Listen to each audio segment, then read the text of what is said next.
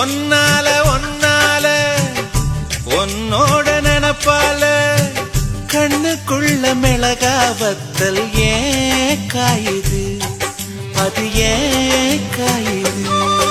இது பஞ்சலோகமே நீ பஞ்சு கலஹானி மேல வந்து ஏன் விழுந்த. நீ சிக்க சிக்க செவந்த குங்குமத்தை கலந்த வண்ணத்தில் ஏன் பிறந்த.